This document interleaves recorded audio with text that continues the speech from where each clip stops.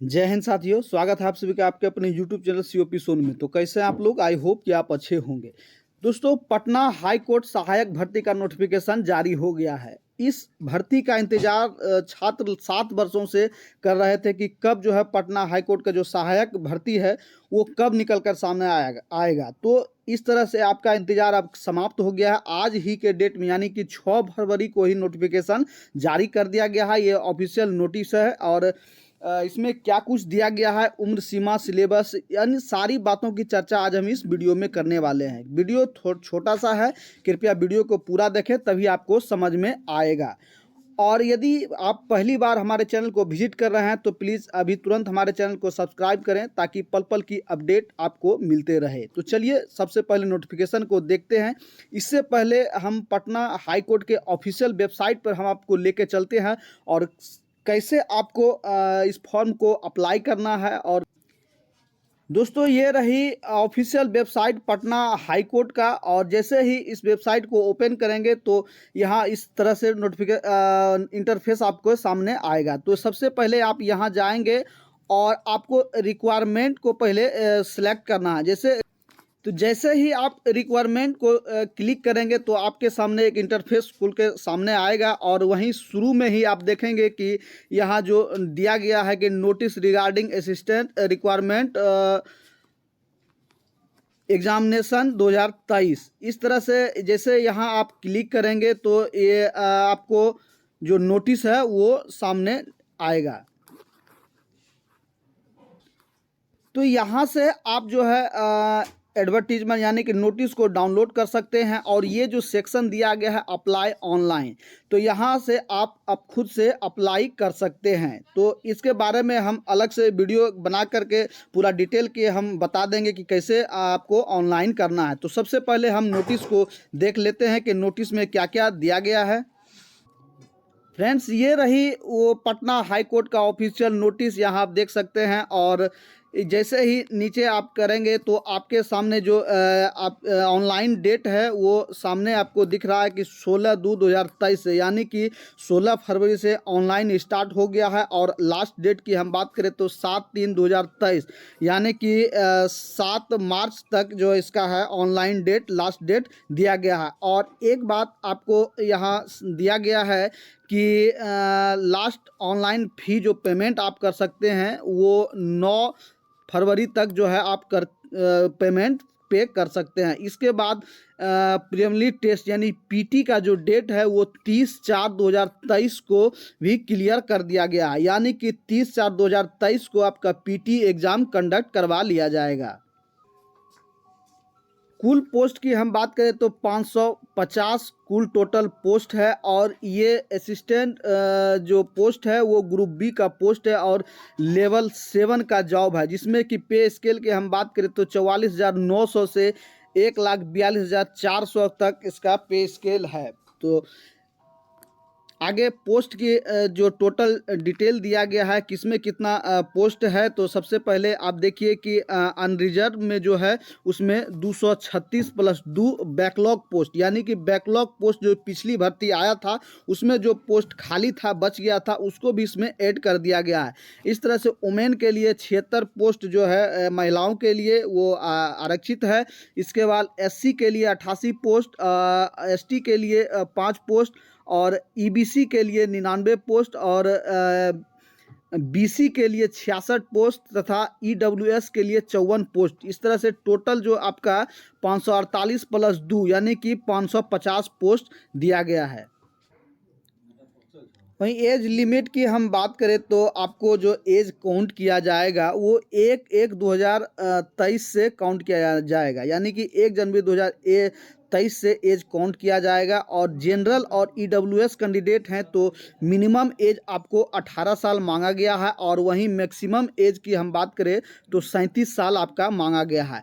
और वहीं यदि फीमेल कैंडिडेट जो रिजर्व अनरिजर्व यानी कि जनरल कैंडिडेट हैं और ईडब्ल्यूएस से हैं तो उसके लिए 40 साल एज रखा गया है। और बीसी एवं ईबीसी मेल एंड फीमेल यानी कि बीसी और ईबीसी कैंडिडेट से महिला एवं पुरुष के लिए 40 साल एज रखा गया है। और एससी एसटी कैंडिडेट महिला एवं पुरुष के लिए 42 साल एज रखा गया है। और वहीं ओएच कैंडिडेट ईडब्ल्यूएस या बीसी या ईबीसी एससी एसटी यानी कि फिजिकली हैंडीकैप्ड यानी विकलांग छात्र हैं, उनके लिए जो एज है वो 47 साल रखा गया है। आगे क्वालिफिकेशन की हम बात करें तो इसमें क्या क्वालिफिकेशन मांगा गया है, तो आप देख पा रहे हैं कि 1/1/2023 को यानी कि 1 जनवरी 2023 तक किसी भी यूनिवर्सिटी से आपको जो है ग्रेजुएशन होना अनिवार्य है। यदि आप ग्रेजुएशन किए हैं 1 जनवरी 2023 तक कंप्लीट हो गया है, तभी आप इस फॉर्म को अप्लाई कर सकते हैं। तथा दूसरा जो है diploma certificate in computer education में यानी कि कंप्यूटर में ये कोर्स आप यदि 6 मंथ का आप किया है तो भी आप इस फॉर्म को अप्लाई कर सकते हैं। आगे हम सिलेक्शन प्रक्रिया की हम बात, तो सबसे पहले आपका पीटी लिया जाएगा। पीटी के बाद आपका मेंस होगा। इसके बाद मेंस के बाद कंप्यूटर टेस्ट लिया जाएगा। इसके बाद जो है आपका इंटरव्यू होगा यानी कि 4 चरण में आपका एग्ज़ाम टेस्ट लिया जाएगा। इसके बाद फाइनल सिलेक्शन आपका लिया जाएगा। इंटरव्यू कुछ खास नहीं है, इंटरव्यू हल्का फुल्का होगा, आपको बिल्कुल टेंशन नहीं लेना है। और सबसे पहले आपको पीटी पर ध्यान देना है और इसका तैयारी सही से आपको करना है। वहीं एग्जामिनेशन फ़ी की हम बात करें कि इसमें कितना पैसा लगेगा फॉर्म को अप्लाई करने के लिए, तो जनरल और बीसी ईबीसी और ईडब्ल्यूएस कैंडिडेट को 1200 रुपया पे करना होगा। और वहीं एससी एसटी और ओएच यानी कि फिजिकल हैंडीकैप्ड हैं, उनके लिए 600 पेमेंट करना होगा। दोस्तों हाई कोर्ट के जितने या कोर्ट के जितने भी फॉर्म आता है उसमें फ़ी जो है बहुत ही हाई रहता है। तो इस जैसे पिछले वैकेंसी आया था तो उसमें 1000 जो है मिनिमम इसका फ़ी था और इस बार जो है 1200 कर दिया गया है। आगे हम सिलेबस की हम बात करें कि इसमें सिलेबस क्या क्या पूछा जाएगा, क्या कैसे कैसे क्वेश्चन आएगा। तो इससे पहले आपके मन में सवाल आ रहा होगा कि सर इसका एग्ज़ाम जो कैसे होगा, यानी ऑनलाइन होगा, कंप्यूटर बेस्ड होगा या ऑफलाइन होगा। तो आपको बिल्कुल टेंशन नहीं लेना है। आपको जो आपका जो एग्ज़ाम होगा वो ऑफलाइन होगा यानी कि OMR सीट से एग्ज़ाम होगा। तो सबसे पहले पीटी का आप देख लीजिए कि जनरल अवेयरनेस से 25 क्वेश्चन रहेगा और वहीं रीजनिंग से आपका 25 क्वेश्चन रहेगा। इसके बाद जनरल इंग्लिश से 25 क्वेश्चन रहेगा और जनरल हिंदी से 15 क्वेश्चन रहेगा और कंप्यूटर से जो आपको 10 क्वेश्चन पूछा जाएगा।